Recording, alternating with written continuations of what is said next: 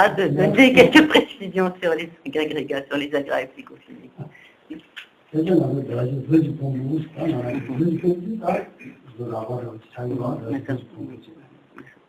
Donc, pour ce qui est de l'agrégat, parmi les 5 agrégats, il a comme l'agrégat de la forme, qui est dans un sens comme l'agrégat de la matière, mais donc ramené à l'individu. Donc, cet agrégat de la matière, c'est donc notre corps. Donc,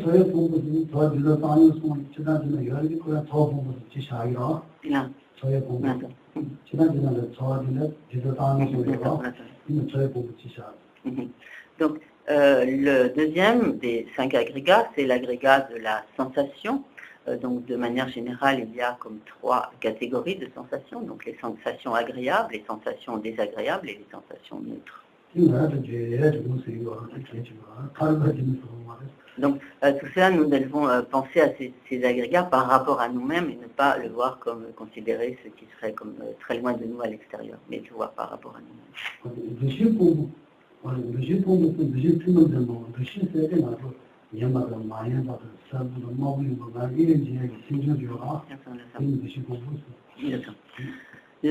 L'agrégat de l'identification, c'est donc un facteur mental qui a pour fonction donc d'établir ce qui est ou ce qui n'est pas, de déterminer ce qui est rouge, bleu, ou etc. Et donc, comme son nom l'indique, donc d'identifier les objets des perceptions.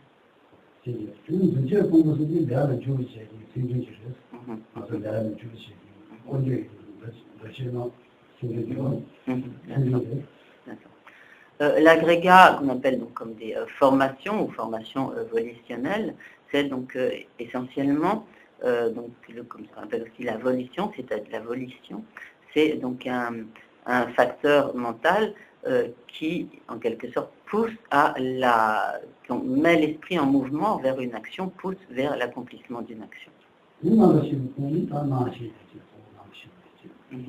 Et donc le 5e agrégat, c'est donc l'agrégat de la conscience.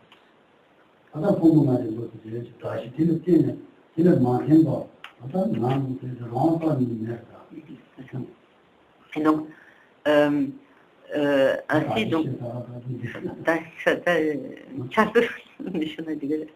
et ainsi, donc, il n'y a pas de je, de moi, qui puisse exister indépendamment de l'un ou l'autre, c'est au kanjoma, de l'un ou l'autre ou de ces 5 agrégats.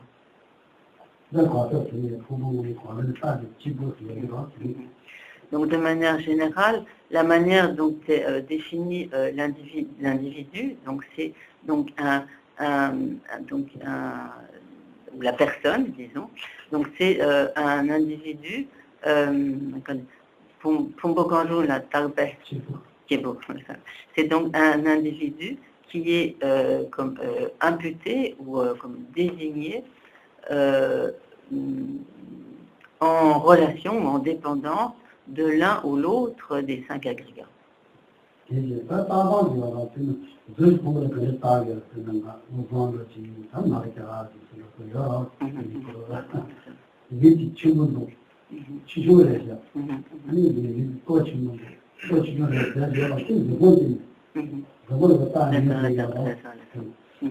Donc de quelle manière, par exemple, imputons-nous l'individu ou désignons-nous l'individu sur la base donc, de l'agrégat de la forme. Par exemple, lorsque nous disons un tel est grand, un tel est petit, un tel est ceci, cela, donc cette imputation de la personne, cette désignation de la personne est faite alors sur la base de l'agrégat de la forme, donc c'est sur la base de la perception de cet agrégat de la forme que nous allons imputer ou désigner donc la personne.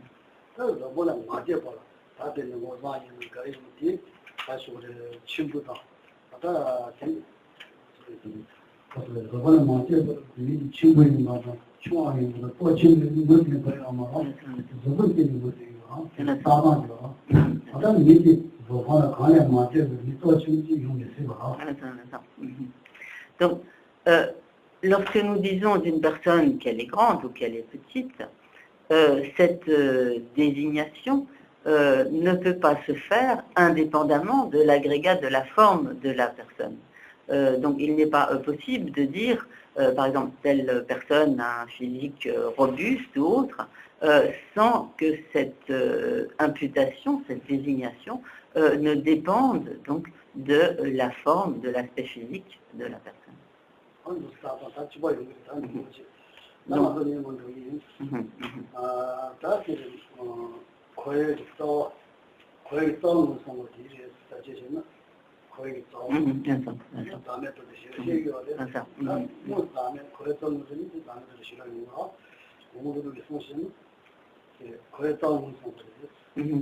Donc, dans ce qui va suivre, en fait, consiste à identifier ce qui constitue la racine du cycle des existences.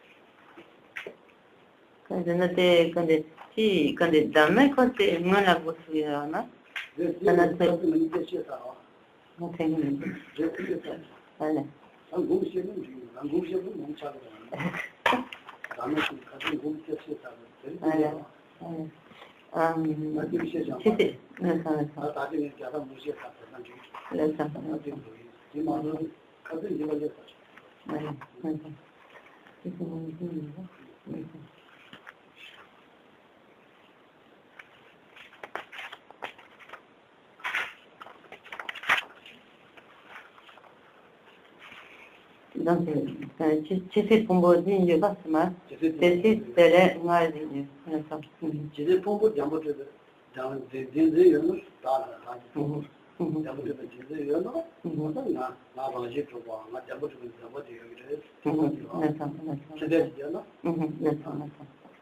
donc dans le verset suivant, donc au verset en fait 35, donc il est dit dans le sens, donc c'est en fait tant que l'on saisira les agrégats donc psychophysiques en tant qu'existence inhérente, alors on saisira le moi de la même manière comme étant une existence inhérente, une existence en soi. Donc littéralement dans le texte il est dit, donc tant qu'existe la saisie des agrégats, à partir de là existe aussi longtemps la saisie du jeu.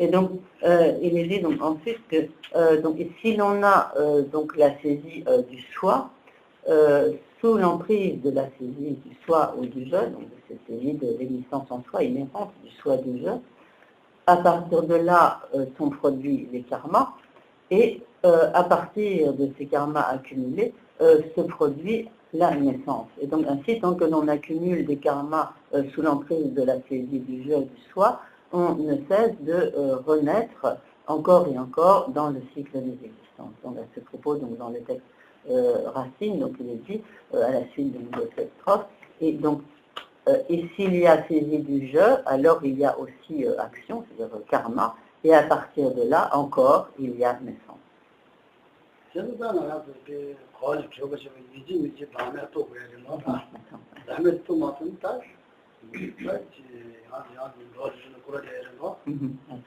Et donc, en d'autres termes, donc, tant qu'il y a la saisie du soi, il y a une renaissance dans le cycle des existences, et par conséquent, si l'on veut se libérer du cycle des existences, alors il faut parvenir à la réalisation du non-soi.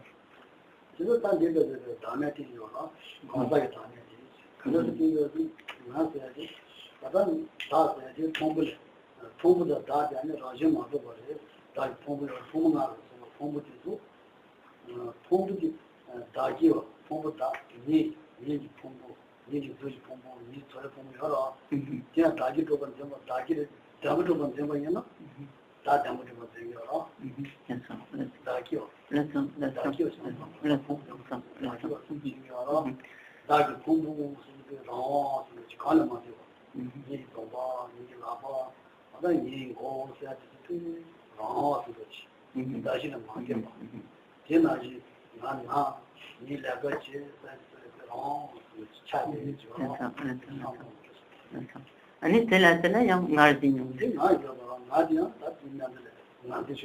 te nyam tumara te kande junde ki dewa yang mara nyam tu nyam la sam ye pum jambo tum ye pum je na tum na dia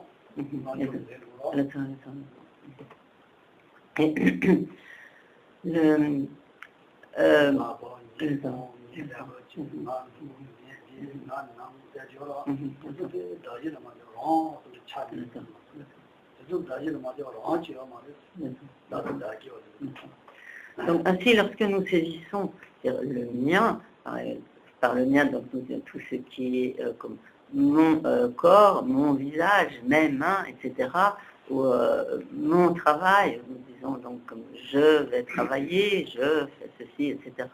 Donc tout ce, donc lorsque en même temps que cette appréhension du mien, cette saisie donc du mien que nous appréhendons en tant qu'existence inhérente, donc en même temps que cela vient donc la saisie du moi et donc ce qui est appréhendé donc également en tant qu'une existence inhérente intrinsèque. Donc ces deux saisies vont tout le temps de pair.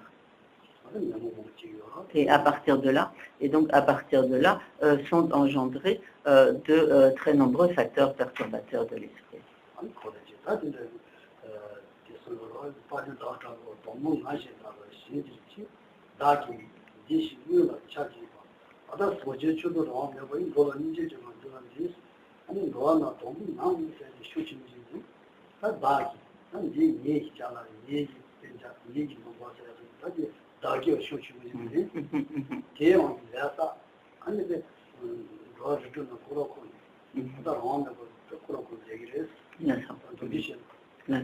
Et donc, comme le dit donc le maître Chandra Kelti, donc je sais dans le sens donc de cette citation, dans le Madhyamikavatara, donc tout d'abord vient la saisie du soi et en dépendance de cette saisie du soi vient la saisie donc du mien.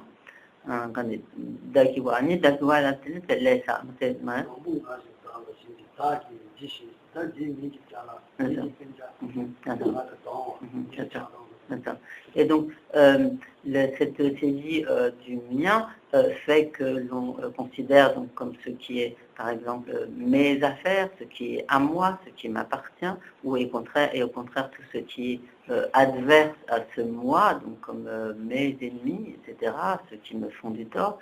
Et à partir de là, donc, apparaissent tous les facteurs perturbateurs de l'esprit. Et donc, à partir de là, apparaissent tous les facteurs perturbateurs de l'esprit et à partir donc, du développement de tous ces facteurs perturbateurs de l'esprit, donc nous prenons continuellement naissance dans les 6 catégories de renaissance du cycle des existences.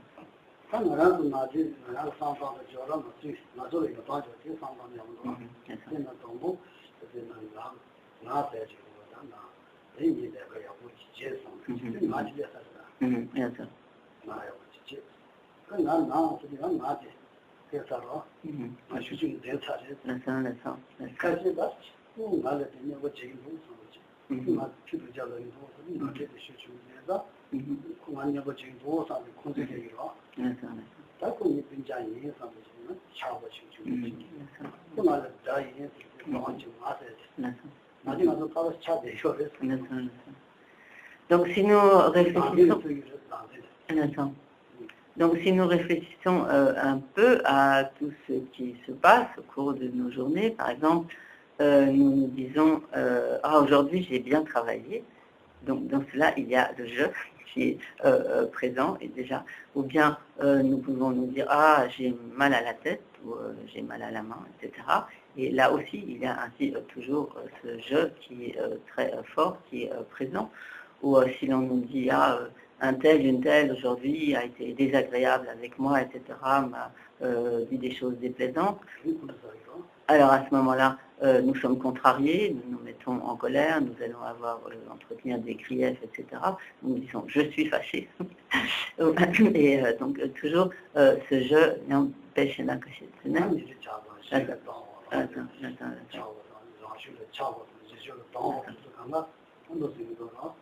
et donc c'est ainsi que apparaissent continuellement ainsi donc l'attachement le désir attachement à l'égard de ce qui est de notre propre côté, de ce qui nous est favorable, et au contraire la haine, l'aversion, la colère envers ce qui nous porte atteinte, ce qui nous est adverse.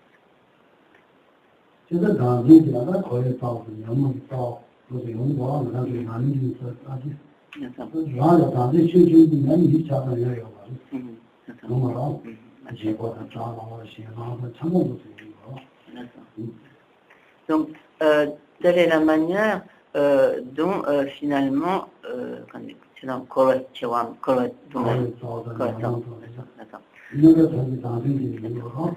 donc c'est ainsi, donc nous pouvons voir que c'est ainsi donc en dépendance donc de cette saisie du soi, sur la base de cette saisie du soi, qu'apparaissent tous les facteurs perturbateurs de l'esprit et finalement tous nos problèmes dans le cycle des existences. Donc c'est à partir effectivement de cette saisie du soi qu'apparaissent nos comportements comme partisans, partiaux, qui font que nous avons de l'attachement d'un côté, de l'aversion de l'autre, etc.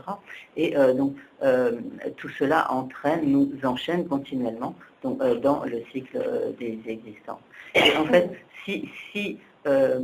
disons, lorsque cette saisie du soi régresse, alors naturellement, les facteurs perturbateurs de l'esprit vont régresser et tous les problèmes, les difficultés qui en découlent régressent.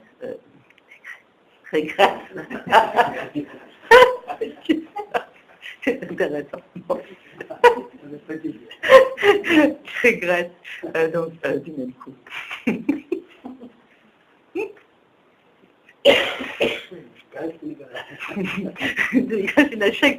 Shakti sepayupati, c'est Shakti mepache.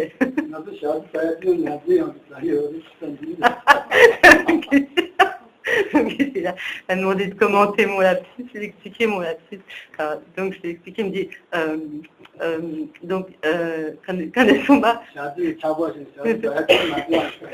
Et donc lorsque par exemple nous mangeons des produits gras, donc lorsque nous mangeons des produits gras, c'est en fait sous l'influence de l'attachement à ce qui est gras. Là. Et finalement, cela se produit sous la domination, par la force de la saisie du soi.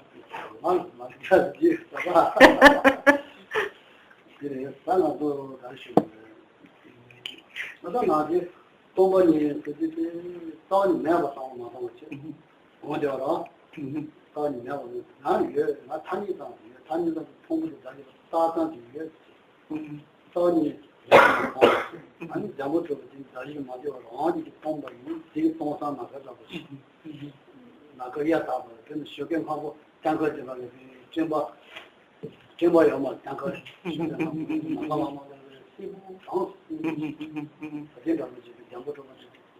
전부 저게 동안 뭐 가지는 맞아버려. 동안 쉬니 나서.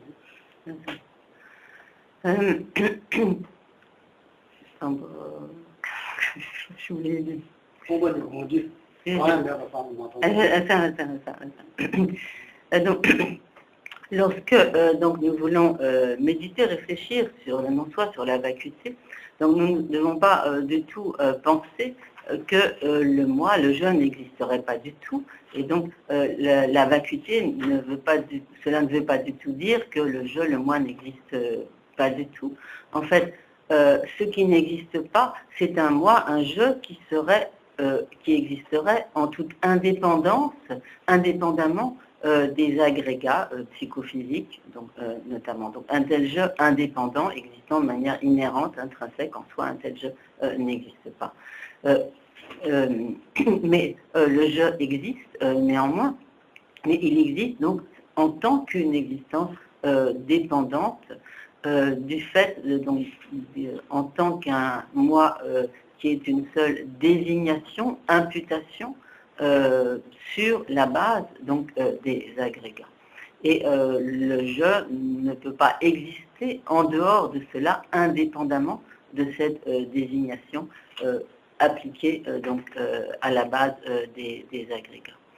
Et lorsque donc nous comprenons, nous réalisons que le je indépendant que nous appréhendons comme un je indépendant donc des agrégats, quand nous réalisons qu'un tel je n'existe pas, nous percevons donc son absence, le vide d'existence d'un tel je, alors ce vide est réellement donc la vacuité, ce qu'on appelle donc shunyata en sanskrit. Donc, et à ce moment-là, apparaît à l'esprit seulement comme un vide clair, qui est en fait cette absence d'existence en soi, l'absence d'existence indépendante, inhérente du je. Et donc ce vide est semblable à, par exemple, dans un ciel sans nuages, juste aux premières lueurs de l'aube, ce vide qui est donc la vacuité est perçu donc d'une manière quelque peu similaire à ce vide clair d'un ciel sans nuages à l'aube.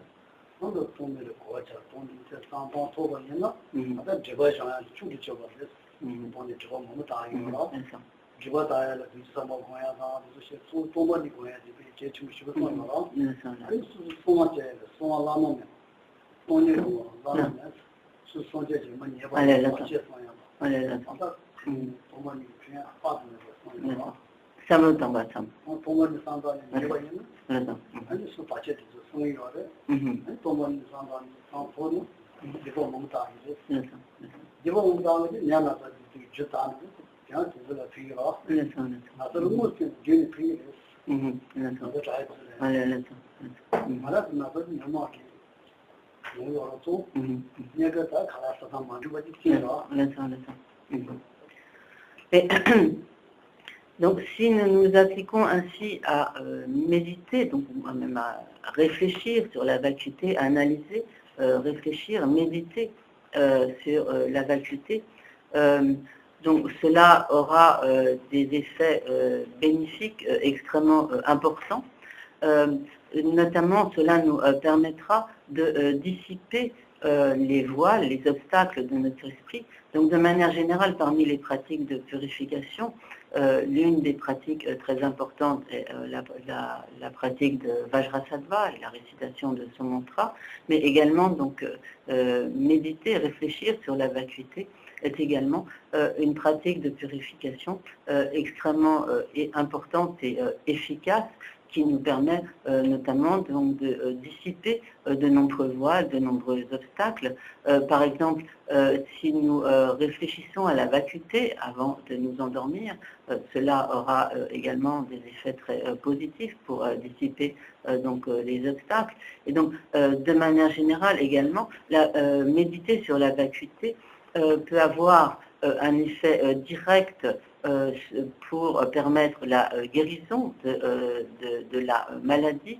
Donc bien sûr, lorsque nous sommes malades, car en effet, fondamentalement, la cause comme fondamentale de nos maladies, c'est la saisie du soi, le fait que nous saisissons donc l'existence en soi, en tant que l'existence inhérente du jeu et des phénomènes, qui est en fait la cause fondamentale. Bien sûr, il y a certaines circonstances, conditions qui vont concourir à la production de la maladie, mais à l'apparition de la maladie, mais fondamentalement, donc ce qui est la cause, c'est donc cette saisie du soi. Par conséquent, lorsque nous méditons, nous réfléchissons, nous analysons donc la vacuité, cela agit également directement sur la maladie et peut également donc comme éliminer totalement la maladie.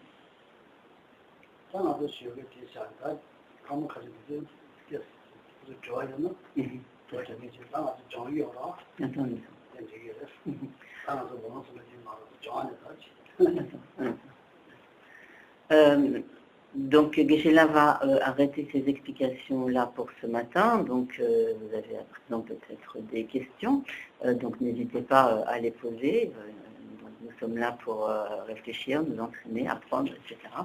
Donc, vous pouvez poser vos questions. Oui. Tout à l'heure, Geshe-la a utilisé l'expression tomber dans le cycle de l'existence. Je pense que je connais la réponse. Probablement, nous ne sommes jamais tombés, mais nous avons toujours été. Oui, effectivement, c'est une formulation. Ouais. Mais bon, c'est dans le Korwala, pour moi, c'est vrai. Ça veut dire que ma savane, là que j'ai. Là. Chumba, c'est. Oui, chumba. C'est dans, on a tout, si coûtant, qu'est-ce que ça, c'est une souvent, c'est un Chile, c'est magnifique, ouais.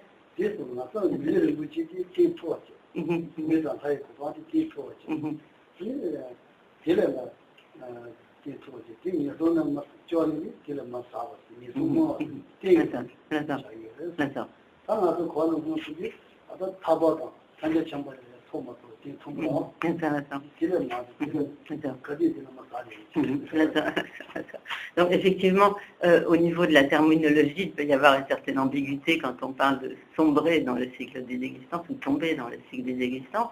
Donc bien sûr, cela peut être clair lorsque nous parlons de, à partir d'états d'existence supérieurs, tomber dans des états d'existence inférieurs. Mais donc cette terminologie peut s'appliquer aussi au fait que donc, nous n'avons pas atteint la libération du cycle des existences, ni l'état de Bouddha, et en quelque sorte, même à partir de cet état que nous n'avons pas atteint, nous sommes tombés dans le cycle des existences. Il y a des questions? Oui, j'ai une question. Lorsqu'on a réalisé la vacuité du soi, est-ce qu'en fait, on a toujours l'envie, par exemple, d'avoir des diplômes importants pour réaliser des choses importantes pour se donner.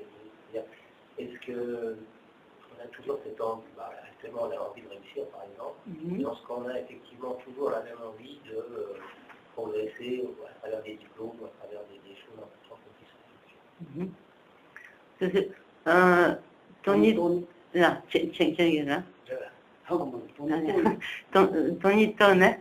Ani susu bena laquelle chembo tobia susu la penya tommi shenda la penya susu laquelle hacker c'est le diplôme hacker tobo dende hacker laquelle mon accent tibétain est pire.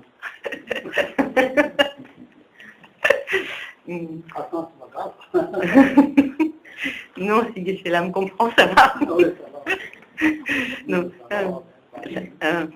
laquelle dans ayant susu kosa tobo pena susu tendala tommi shenda ki tendala susu yang kosa tobo tende tobia la samlo yang yongere shagere donitne togone togane yongere de pas tende yongere 나체때 다수스게 가서 지대 취재라는 거 뭐말아. 전에 사람들 저기 승지 주시 안 나면 승지 체 그렇게 가만히 들어가줘야 하는 정신에 뭐 정부 사제나 그래서 뭐뭐 나와요. 실제 하나 그런 지대인데 제 가서 지대 취재 통해서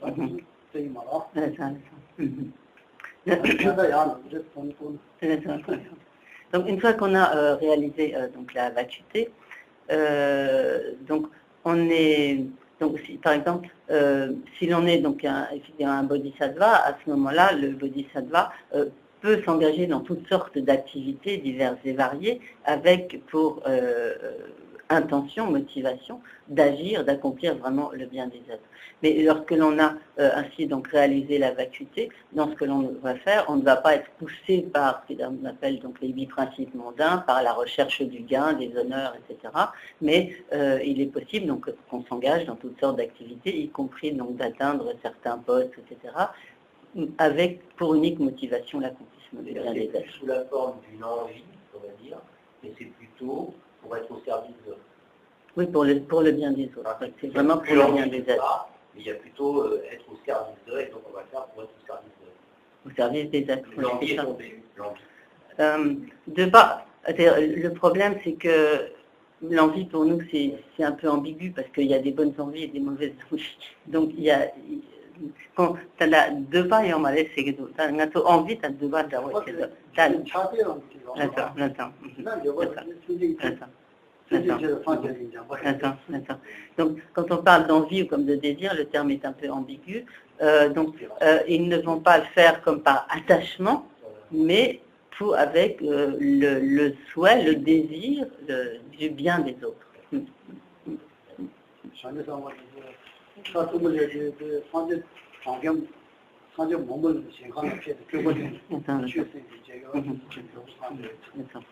Donc, par exemple, lorsque les bodhisattvas sont arrivés à un stade élevé de la voie des bodhisattvas, alors ils ont la capacité de produire de très nombreuses manifestations et notamment de se rendre dans des chantures de Bouddha pour recevoir directement des enseignements des Bouddhas et ainsi comme progresser très très rapidement sur le chemin pour pouvoir aider les autres.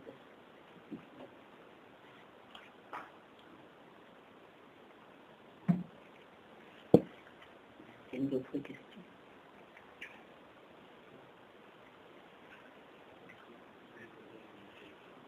Par rapport bien en amont, avant d'avoir atteint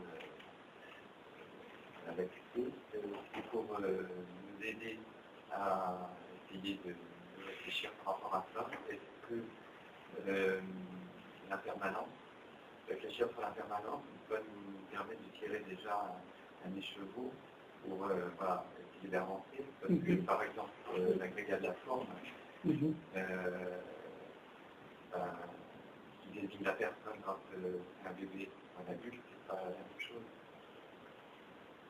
Donc est-ce que ça ne peut pas permettre de sortir de cette vie du soi?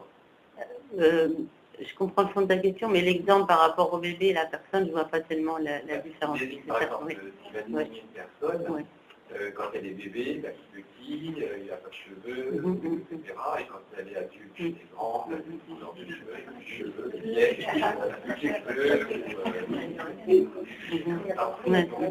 là on est dans la... D'accord, oui, ok, d'accord, je n'avais pas tout de suite compris. D'accord. Certain, maintenant, là, on va parler, certain. Maintenant, Tony, to samlutan là, certain, mitarbala samlutana, pentori mares. Pena, quand ça là, quand tu mitarba, la samlutan bas, pena, yon pena pour tu ta ne pas ne subo chunju ne ta migemba chasone.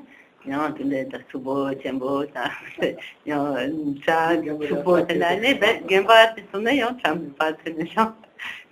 Ani tetu tetu suki pumbo jura tayan te mitabarema. Ani yon telatene yon quand t'attends yon kaga yon grema. T'attends t'attends comme ça quand ça t'attends hein. Tu vas dans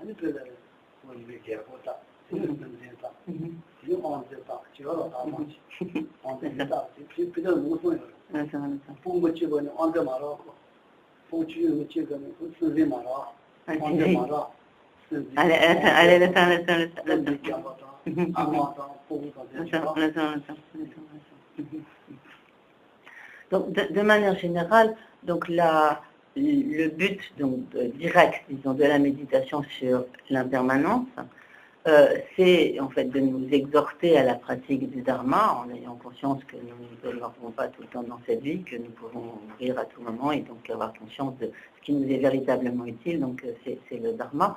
Donc c'est, disons, le but direct de la méditation sur l'impermanence. Mais donc si effectivement on utilise ces réflexions sur l'impermanence à cette analyse sur la manière dont nous désignons, dont nous appliquons des imputations donc sur des désignations, sur des bases de désignation qui sont donc, nous voyons à quel point donc toutes ces bases de désignation sont elles-mêmes donc changeantes, transitoires, etc. À ce moment-là, on peut effectivement utiliser donc ces réflexions sur l'impermanence et les relier de cette manière donc à la méditation sur la vacuité.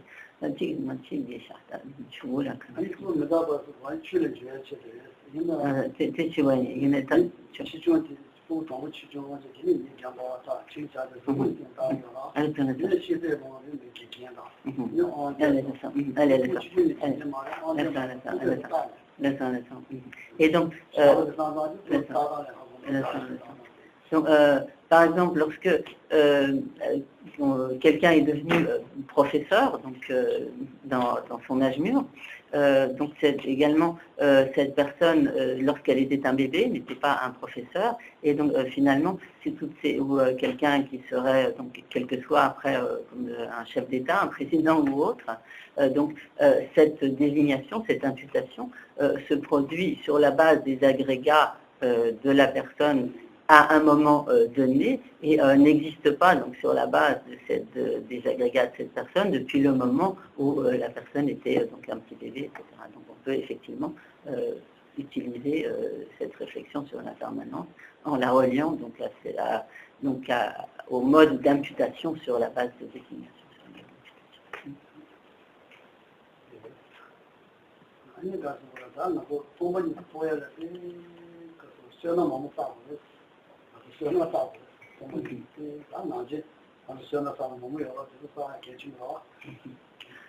Donc, pour pouvoir parvenir à la réalisation de la vacuité, il est nécessaire de s'appliquer à de très nombreuses accumulations de mérites.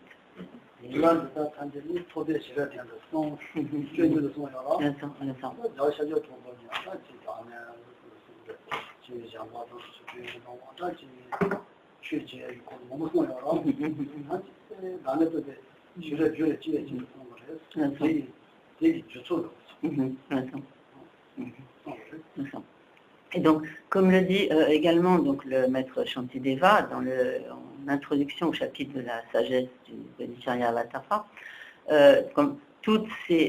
littéralement comme tous ces membres, comme toutes ces parties, ont été énoncées dans le but de la sagesse.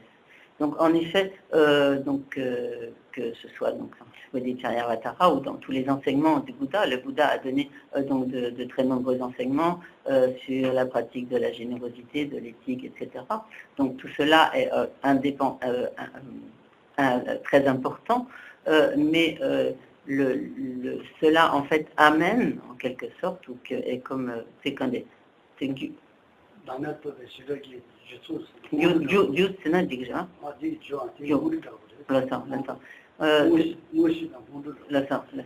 ce sont en quelque sorte comme des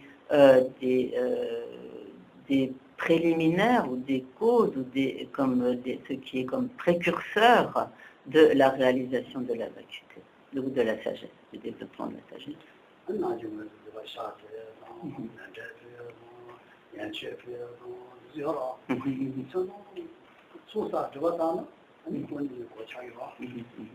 Donc par exemple que l'on fasse des prosternations, que l'on fasse donc des offrandes,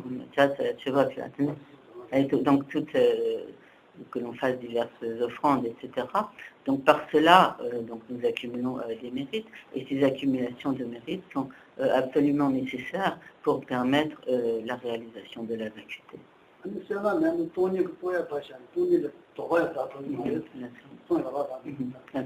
Et donc, il est dit dans les enseignements que si l'on est dénué de mérite, on ne pourra même pas avoir le moindre doute à propos de la vacuité. Donc nous allons arrêter là.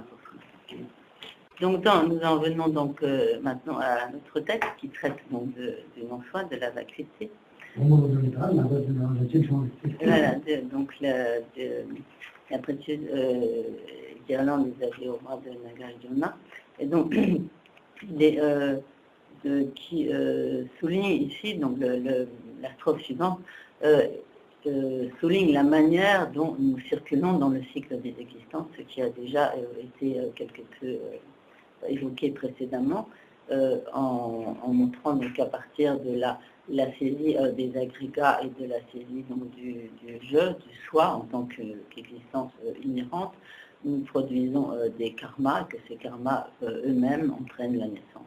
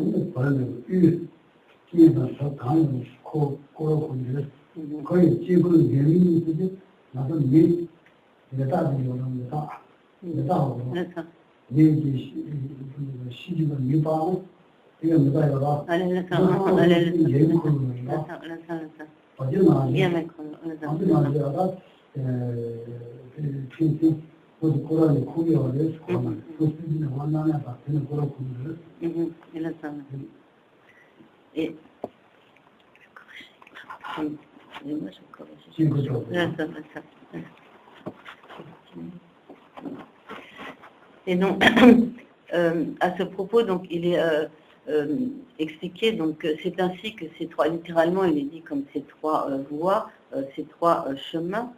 Donc, comme, à savoir, donc, ce qui est appelé ici ces trois chemins, c'est comme nous l'avons vu précédemment. Donc, donc, le premier étant donc les facteurs perturbateurs de l'esprit, et dont ce qui découle de ces facteurs perturbateurs de l'esprit, c'est le karma, et que ce qui découle...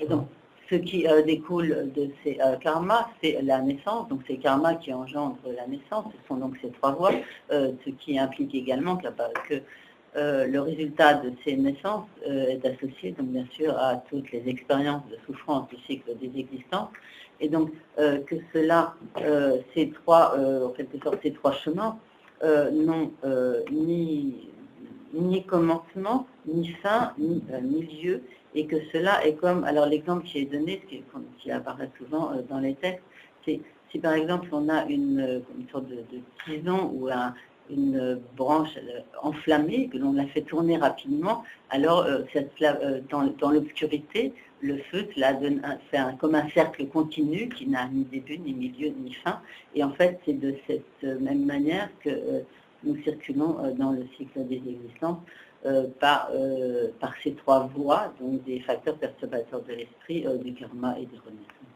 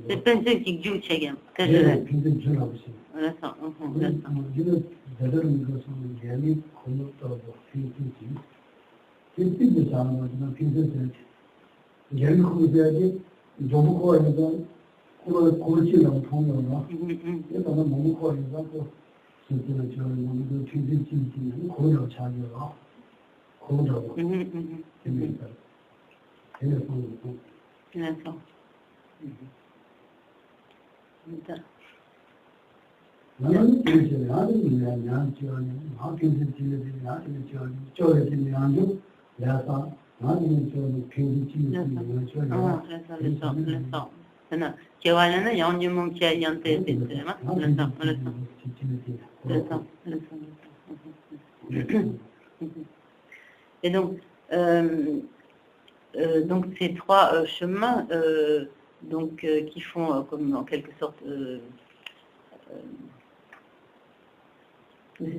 qui donc nous font circuler dans le cycle des existences, donc toutes les catégories du cycle des existences qui sont comme un cercle qui n'a ni début, ni fin, ni milieu, qui est comme donc une sorte de cercle d'apparence, comme de feu continu que l'on ferait en faisant tourner une sorte de tison, une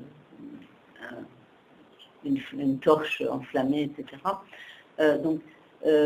Et cela est...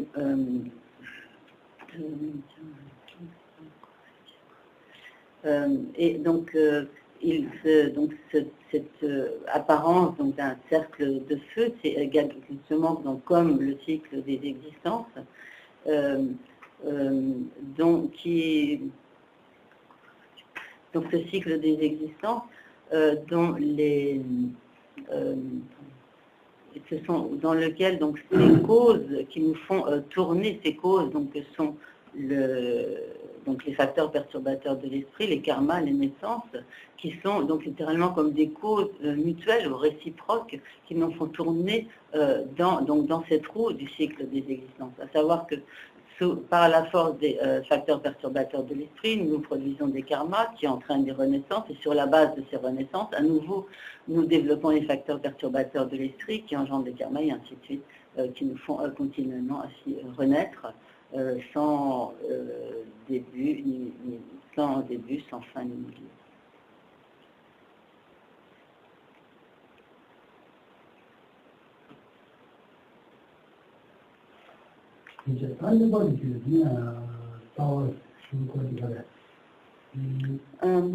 Ni j'ancien ni Katan, ce sont ni souvent Makati. Sumtu Sudu, là j'ai.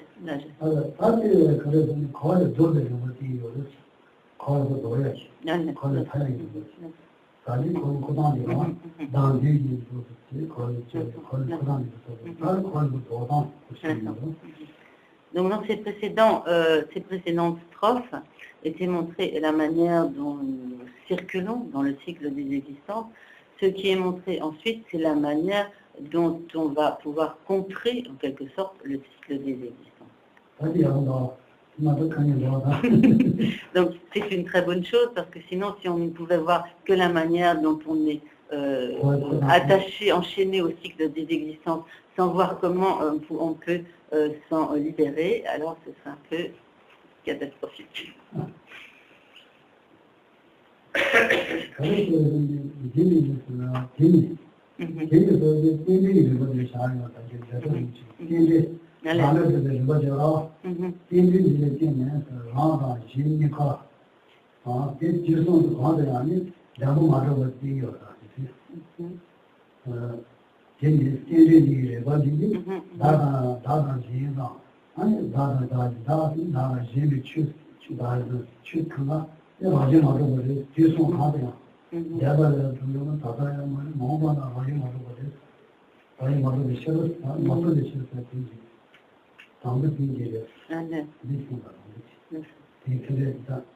Et donc, il est dit ensuite, donc la signification littérale, donc en quelque sorte, cet enchaînement, cette production interdépendante, donc à partir des c'est l'antum voilà. Attends. Voilà, attends.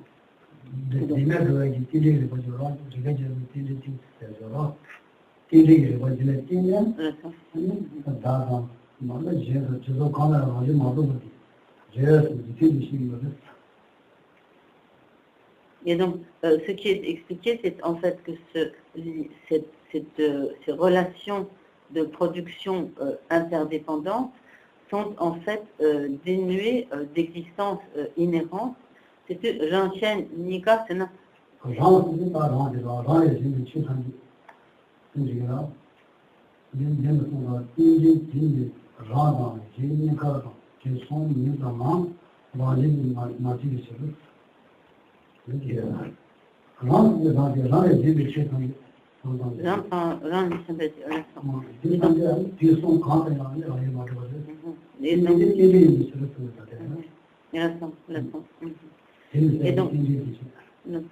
Et ensuite, donc, il est signifié donc, que soi-même, ainsi que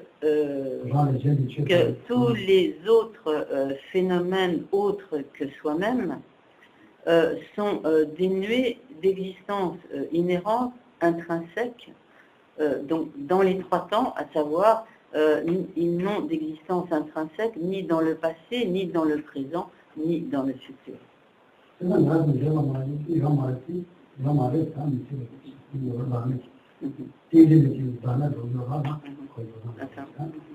Et donc, en fait, ce qui est montré ici, c'est l'absence d'existence inhérente, intrinsèque, du fait de la production interdépendante, de la relation interdépendante. On était quand était gentil qui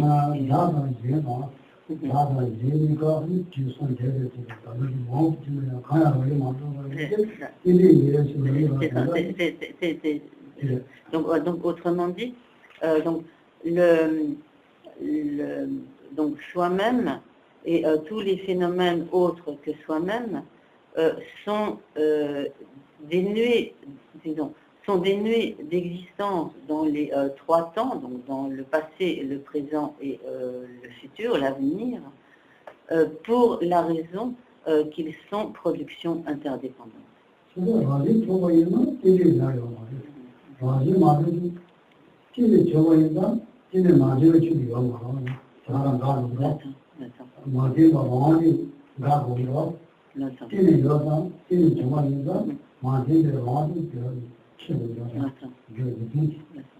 Donc, en effet, le fait que les phénomènes soient dépendants, cela récuse en fait toute possibilité qu'ils puissent exister de manière inhérente.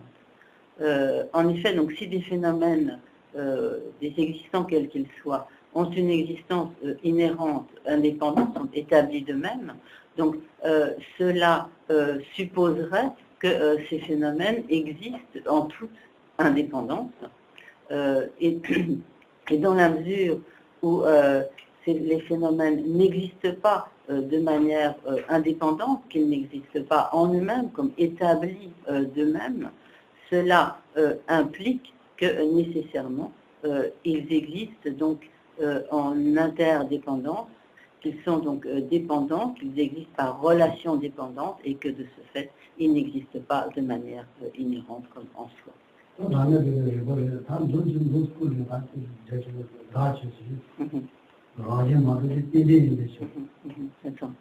Donc, on peut énoncer plus simplement cette proposition logique en disant le moi, comme sujet de la proposition,